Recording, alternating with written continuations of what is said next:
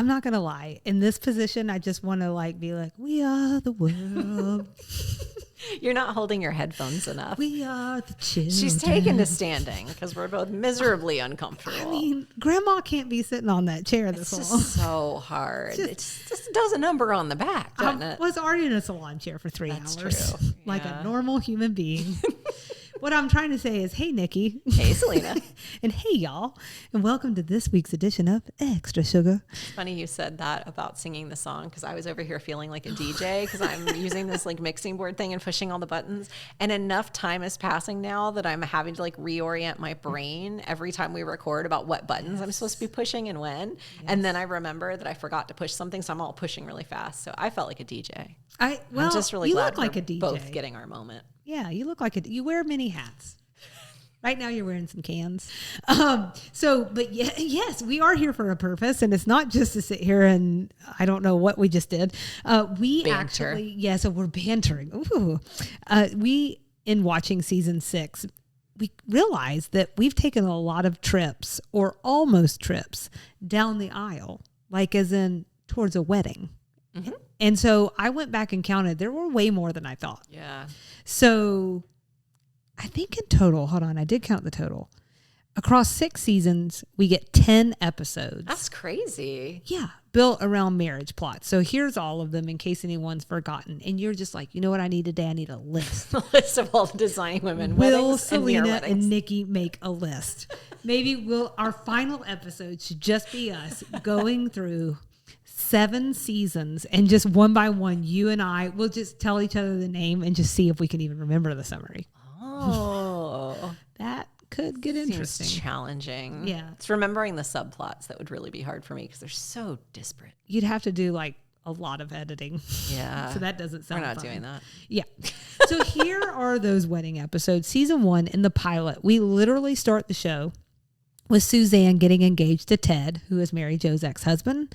That same season in episode 8 in I Do, I Don't, Julia and Reese get married while incredibly intoxicated, followed by a fight, then an annulment. Classic Southern stuff. Season 2, episode 17, The Return of Ray Dawn. In the wake of Reggie McDawson absconding with all of Suzanne's money, she plans to marry the very wealthy, very old, and very mean Wilma Oliver, whose kids want to literally murder her for cutting in on their inheritance. In season 3, episode 4. Aren't you glad I didn't quiz you? I'm very glad. Yeah. Because there were a couple I forgot about. In episode 4, Getting Married and Eating Dirt, Bernice gets briefly engaged to Everett Anders, a local celebrity of sorts. I will tell you the names is where it really falls apart for me. Yeah. This is also Charlene's big season where she gets both engaged and married to Bill in episodes 17 and 18 respectively. Season 4, episode 19, Payne Grows Up, is the one where Payne gets married and Julia has a breakdown. In the season 5 premiere, Blast from the Past, Mary Jo briefly is engaged to her best friend. And finally, in this season, episode 5, Marriage Most Foul, Allison gets engaged, then jilted by her former boss and lover, Barry Binsford. And in the season finale, Shades of Vanessa, the cliffhanger ends on Anthony's very hasty engagement to new Vanessa. It's a lot. That was a lot. And I definitely forgot some of those. Mm-hmm.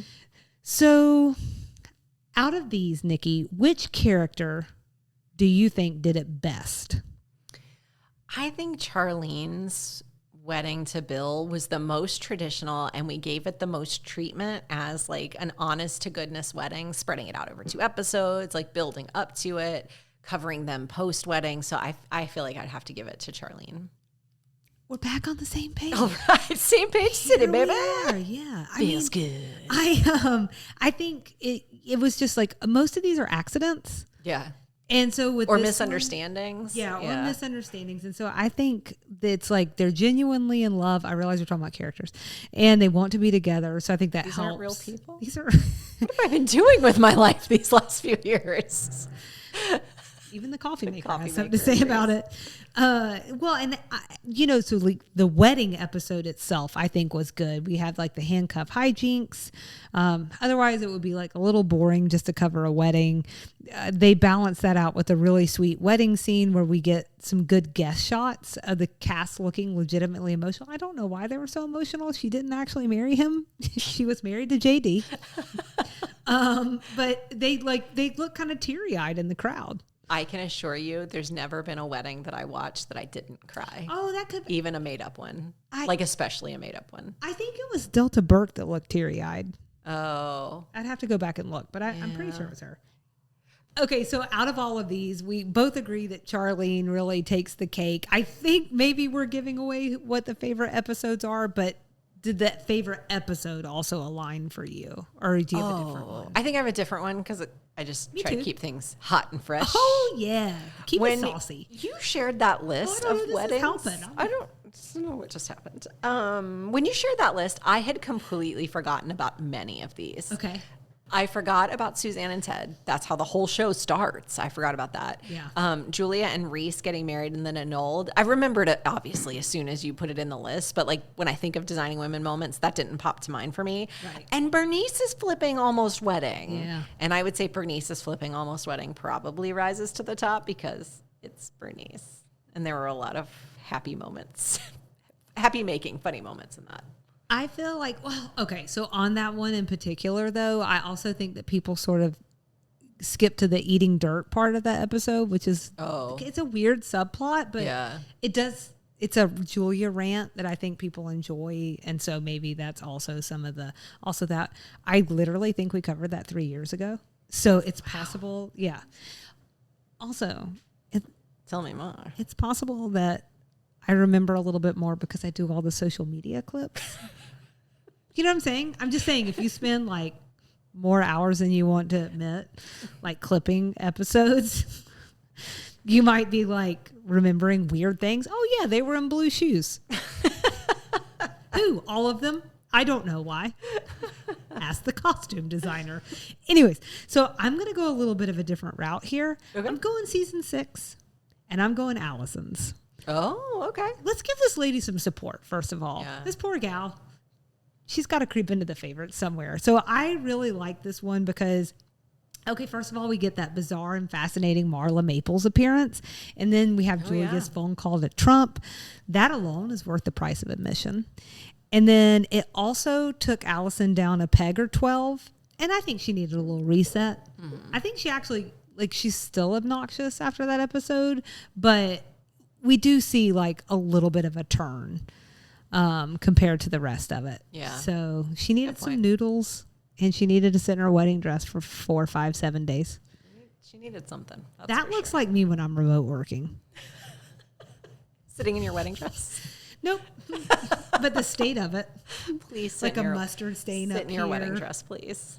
I have it. It's in a box. Oh, so. Yeah. Preserved and all that. Yeah. Also, I don't want to see if I can still button it or not. That's not fun for anybody. It's not really an activity I want to participate in. Mine was a lace-up back, so it probably still fits. Hey, smart thinking. So what about least favorite? Okay. I had also forgotten the Suzanne and Ted thing, like I just said. Okay. But, that storyline was like pre-character development for Suzanne. So it's almost a Suzanne you don't recognize. And that is a tough pill to swallow, knowing what we know now about her character. So that was probably it for me. I mean, honestly, it's the exact same. Yeah. So I just didn't love it. I will say in general, I think most of these are a little hit or miss. Yeah. In terms of how successful they are, which might call into question how good of it. Again, I'm just going to come back to this for 7 seasons, I guess, and just say it's understandable in the context of somewhere between 22 and 26 episodes that you're like, I guess it's time for the wedding one. I think that happens a lot. Let's take them to the beach. So in King of Queens, which I know a lot about, there are probably 4 or 5 weddings in that one. I think they talk about Doug and Carrie. I think there are 2 episodes about Doug and Carrie's wedding. Oh, 2 episodes on different seasons, I'm pretty sure. Yeah. The season or the series ends with a wedding. So I think anytime there's a little bit of shakeup needed, any sort of redirection of a plot, we just throw a wedding in.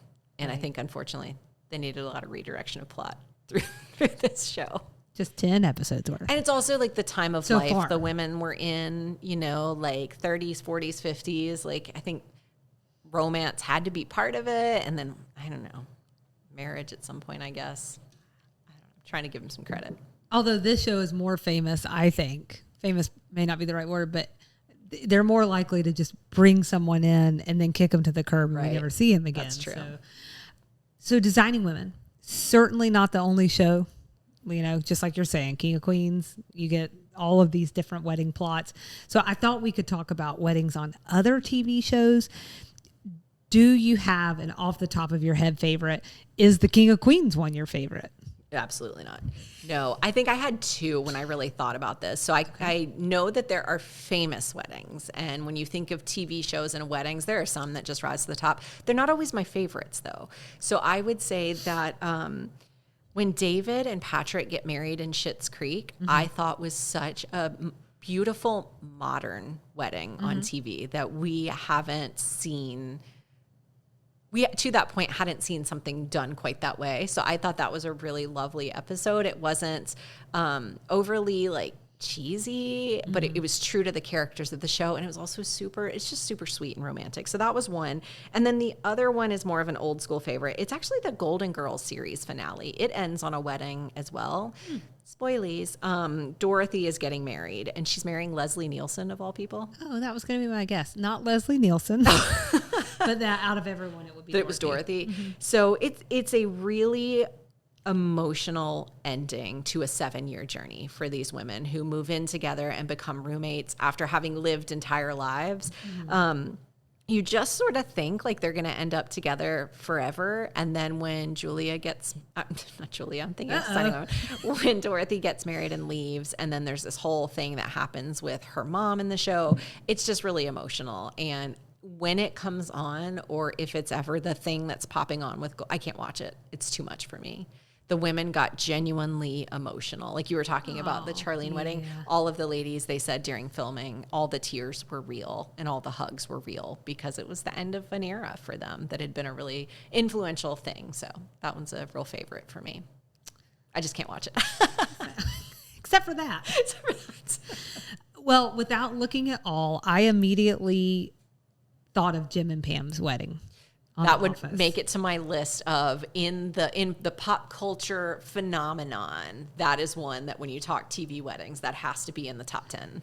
I mean, it's so good. I didn't watch The Office in real time, but I remember people talking about Jim and Pam. I was watching it in real time by then. So like I have like a very crystal clear memory of Casey and I being at home and watching this like on a Thursday night or whatever. And it was a 2-parter. It's hilariously funny. It's adorably sweet. It had the right amount of wedding shenanigans. And I just think that is like, with all due respect, so counter to a lot of these older shows. I mean, at this point, The Office is an older show too, but like where it felt like filler, and this doesn't feel it's like intentional. Filler. It feels so intentional, and it feels so well thought out and so planned. We're spoiling here today because we're talking about none of these shows are new. Well, that too, but you know, people are really weird about spoilers. They're like, I was getting around to Bewitched. But I mean, this is a 15-year-old episode. It premiered in 2009, so I can't help you.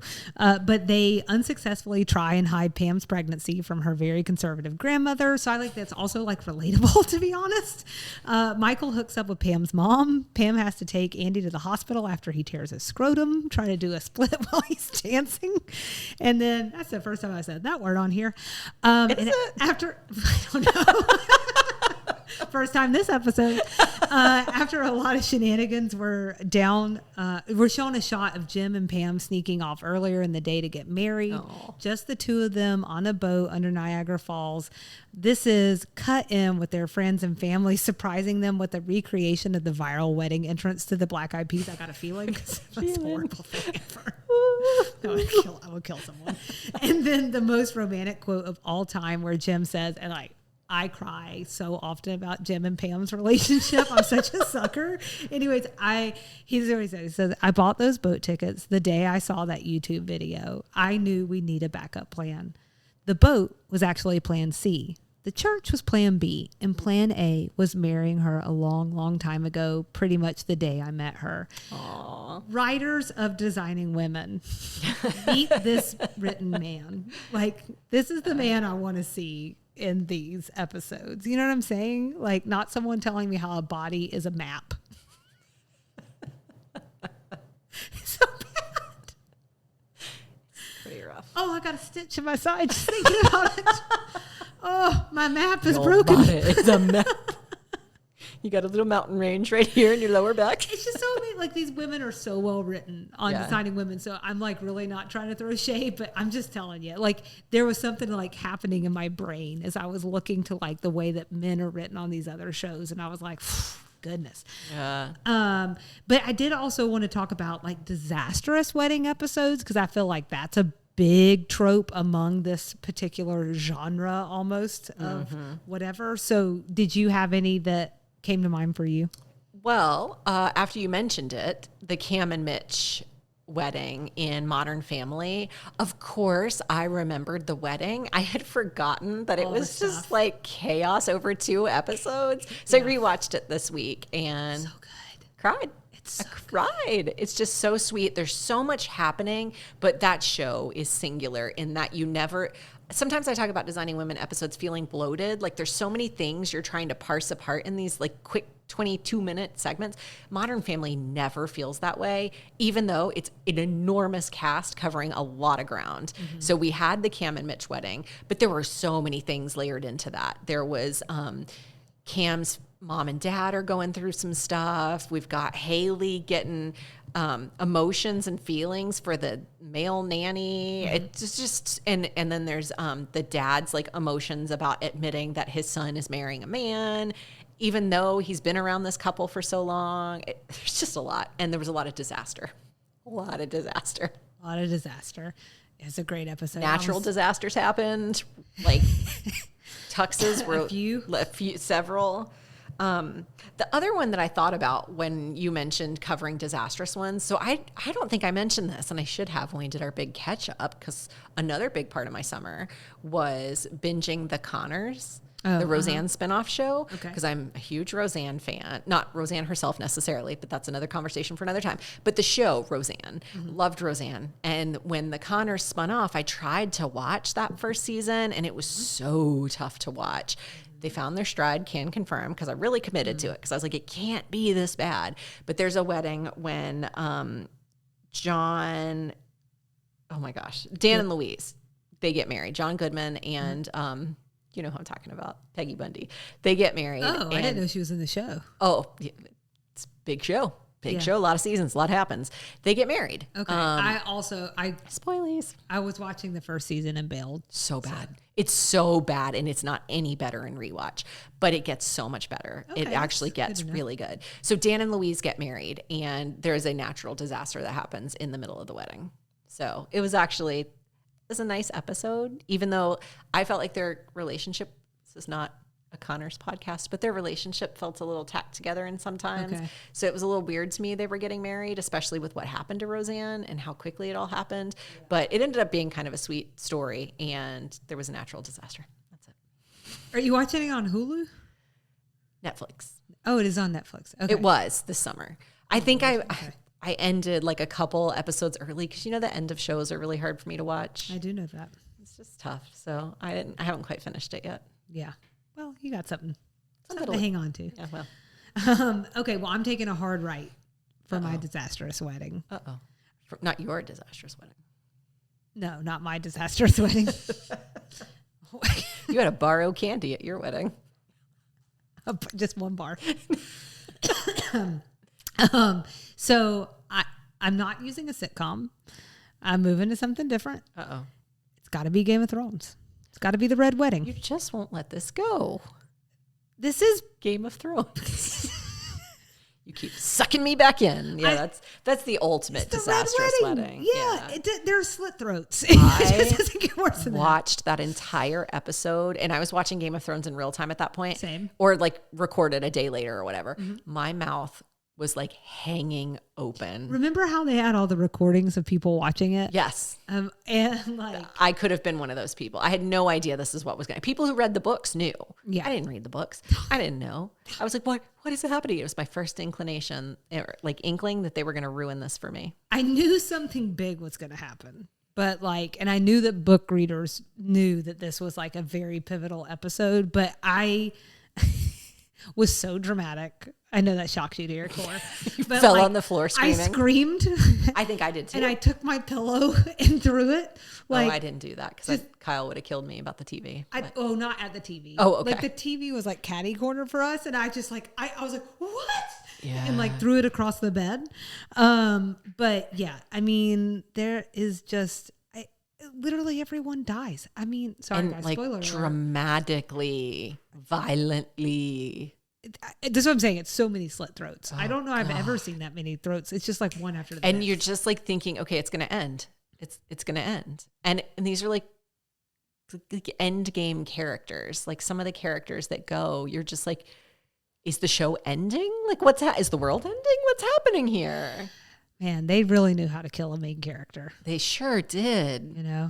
But I guess they had a big sprawling cast to pull from. So in the list of best weddings, the Joffrey wedding where he dies, that was a high point in TV for me. Totally. I feel terrible saying that about a kid. Rewatch. I was like, he was 19. Then He really deserved to die. Yeah. And I don't say that a lot. Yeah. I say it, but not a lot. I was like, I feel bad that I feel this good. It was very gratifying. Yeah.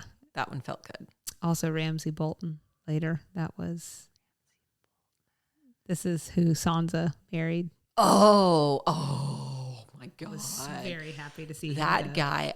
He is a brilliant actor because anytime he came on screen, my stomach would turn.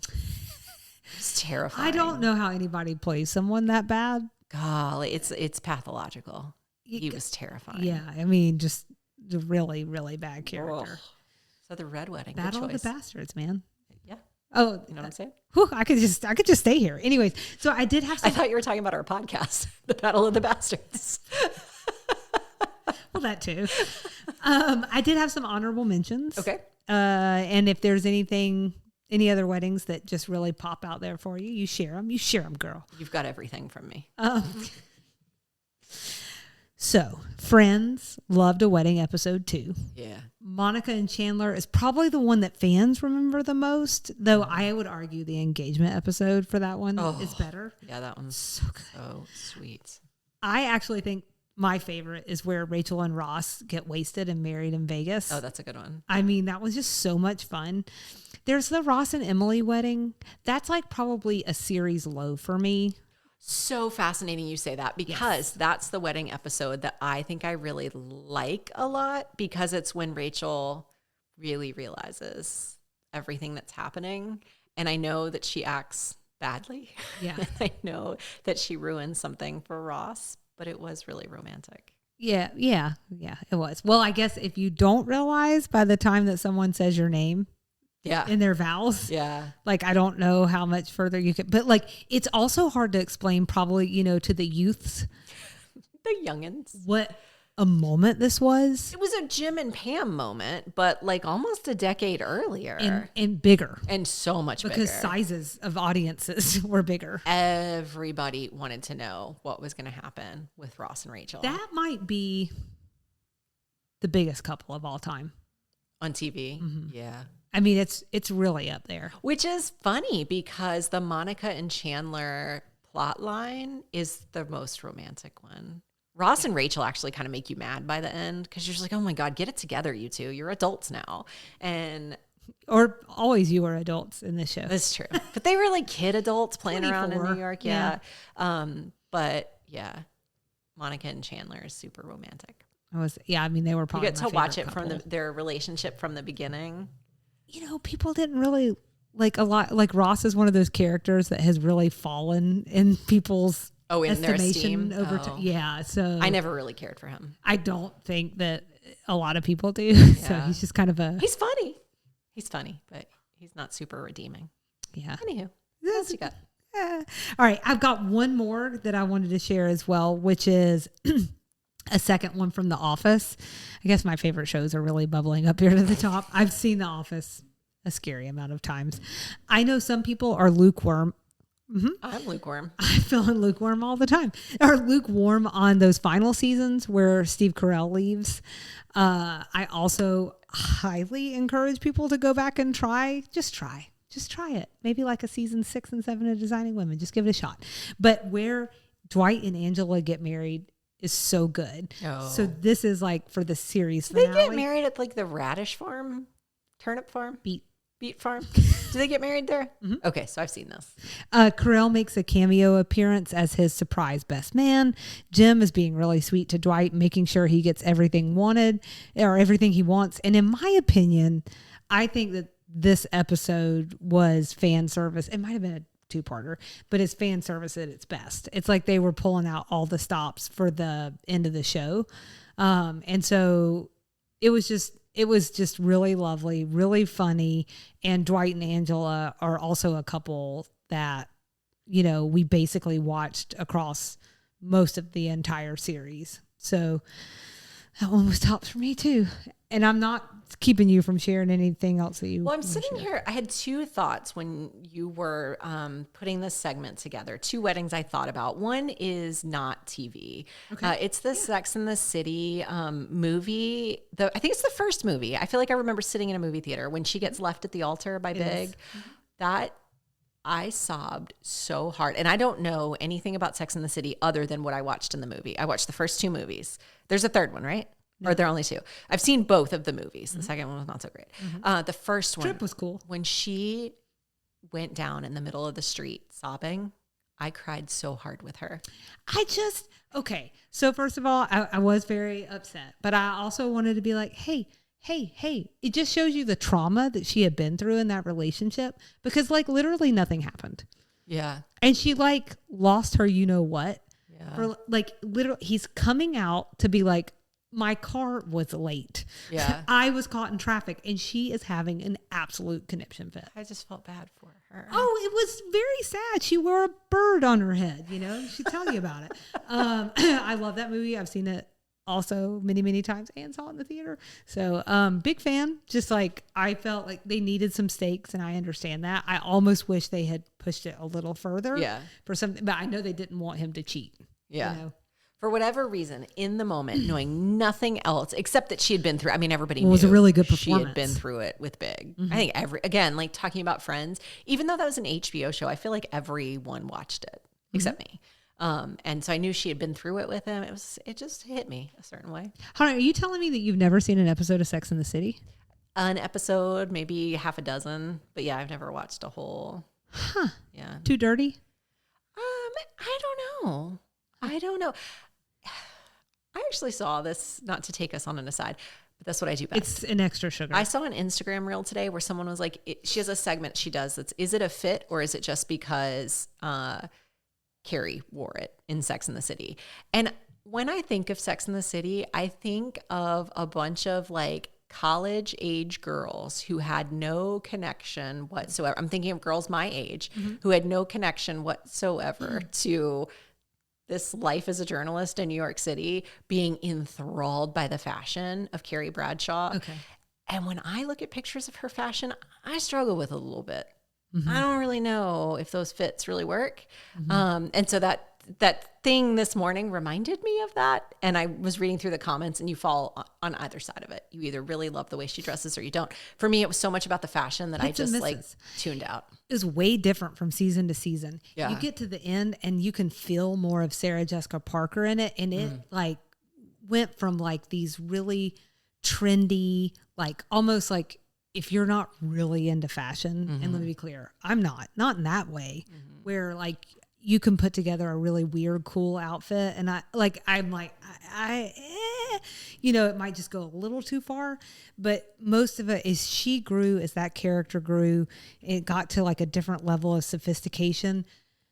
The final season, there are some outfits that those will bring tears to my eyes, but they're also like gowns. Like she's going to events, you know, like because her career grows over that. And the show's budget grows. You got it. So yeah, I Sex and the City is one of those I probably should watch, but I think I missed some sort of like jump on the bandwagon. We were 13 in 1998. Right. Yeah? So when I like turn it on, and when you're 13, women who are 35 or 32 might as well be 107. So I remember being like 15 and being like, I know this is having a cultural moment and I really want to watch it. And I turned it on and I was like, I don't know what to do with all these old ladies.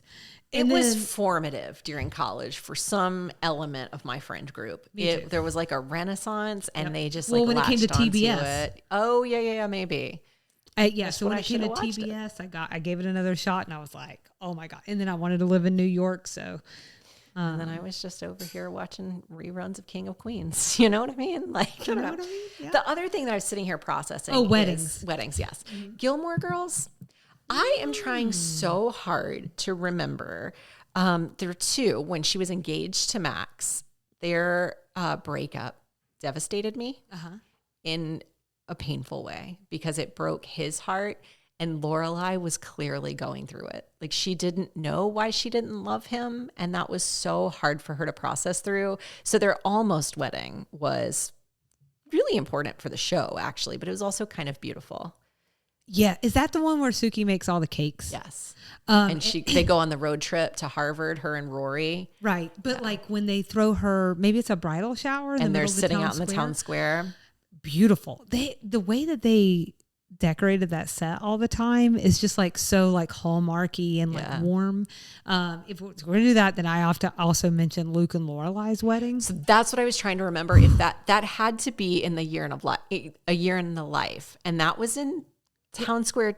No, it was in the gazebo, right? I'm imagining lights. Yes, because string lights. It's just the three of them. Yes. But they decorated all the trees and like made like a little Alice in Wonderland style thing. Yes. It's amazing. And there's also the